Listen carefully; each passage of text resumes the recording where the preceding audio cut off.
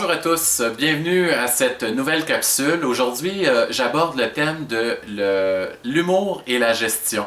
Est-ce que ce sont deux éléments qui peuvent aller ensemble? Évidemment, ceux qui ont vu notre site web se doutent bien qu'on croit que oui, parce qu'on donne une formation dont le titre est ça, Humour et gestion, humour et management. Donc oui, nous sommes de ceux qui croyons que humour et travail peuvent aller de pair et même doivent aller de pair. Et cette formation-là a pour but un peu d'accompagner les participants dans une réflexion sur l'utilisation de l'humour, du rire en milieu de travail. On va se dire tout de suite, notre objectif n'est pas de faire en sorte qu'après une journée de formation, l'individu ou le participant sort et est devenu humoriste et puis il devient un clown d'entreprise. C'est pas ce qu'on vise.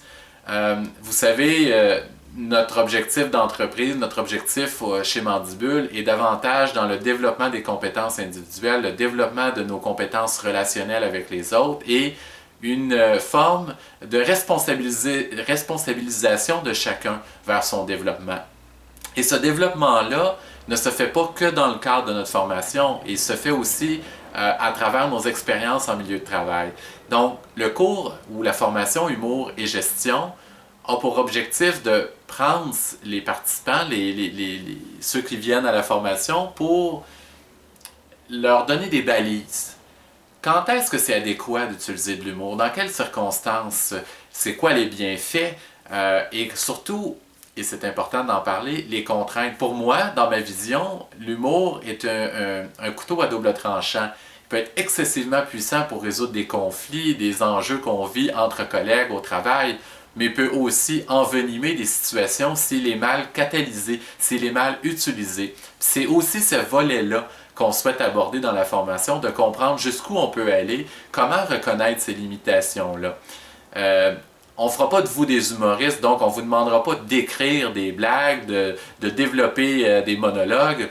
On va vous aider à utiliser ce qui est déjà autour de vous, à saisir les opportunités.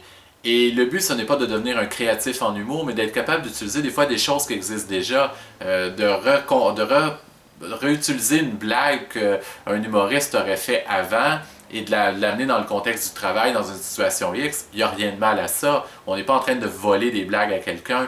Le but, c'est d'avoir un objectif derrière une blague ou derrière l'humour qu'on fait en entreprise. Il y a un objectif au-delà du rire. Et c'est ce qu'on veut exploiter avec vous et vous apprendre à trouver ces circonstances-là adéquates et l'intention que vous souhaitez mettre derrière l'humour que vous voulez faire et comment ça va pouvoir vous servir dans vos habiletés relationnelles, dans vos habiletés politiques, dans votre façon d'influencer aussi les gens en petits groupes ou en grands groupes.